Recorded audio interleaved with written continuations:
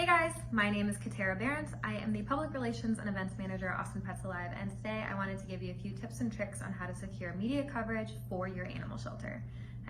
First of all, think about the importance of media coverage. Public relations is absolutely essential to the success of an organization. Social media is absolutely incredible. We know that. We know that Facebook and Twitter and Instagram allow us to connect directly with our community from ourselves and from our brand voice. But what really resonates with a community, especially those who haven't necessarily bought into your mission yet, is having a third-party objective voice telling them details about your organization. And that's what journalism does. That's what PR does. It's called earned media for a reason. It's because you're putting that story out there to a journalist and they're saying, this matters enough for me to share it with your community. So it's really, really important to secure PR, to secure those stories and those articles, to make sure that your story is getting shared and your organization is being talked about in the community in a manner that you can't do on your own.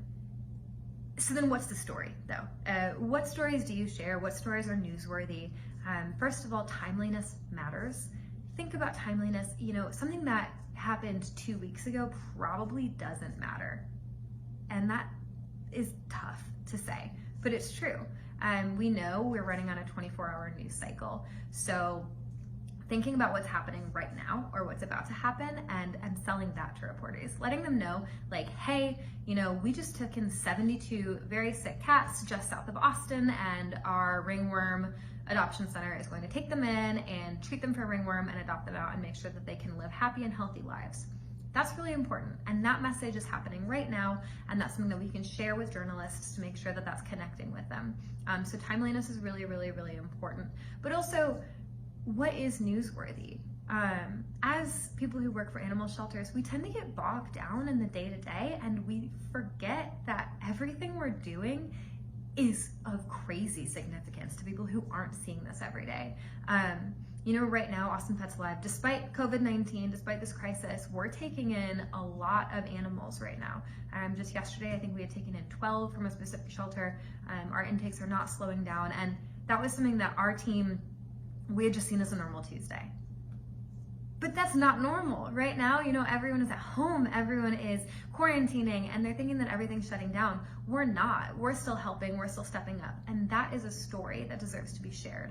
That's something that if you were in line at the grocery store and you were just talking to a random person in front of you, they would cut you in your tracks and they would say, wait, really? And when you're thinking about stories to share, think about that. What would just the lay person be like, oh, wait, this is what you're doing right now? That's a story that's worth sharing. So think about, what's happening at your shelter. Think about the things that you're doing that matters. Think about the people that make your shelter run. Are your kennels empty suddenly? Did you just transfer 35 dogs to foster overnight? Are you treating cats who were in a hoarding situation? Are you moving your pets to other rescues across the country just to make sure that their lives are saved? All of that is very newsworthy, so long that it's timely and relevant to your community. So think about the stories, the individuals, and the animals that really, really resonate with you and with, your family and your friends and the woman in the line in the grocery store, and that will help guide you for a story. So you have a story, but now what? How do you share it? And the email pitch, or if you're close with your journalist friends, a text or a call, that's what's gonna make or break it. Subject line, if you're emailing, matters. For us, we always include Awesome Pets Alive or APA in the subject line because, despite what was always told as you're learning all of this, don't sell your journalist on your subject line.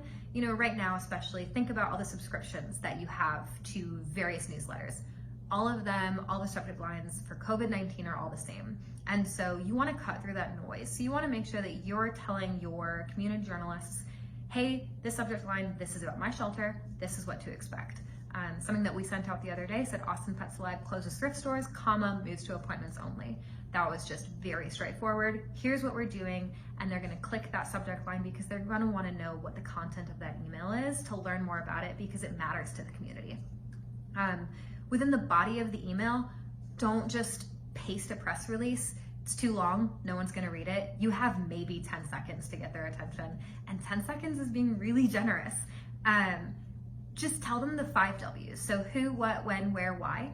let them know very quickly, ideally in one sentence, hey, this is why I think this matters to you, here's what's happening.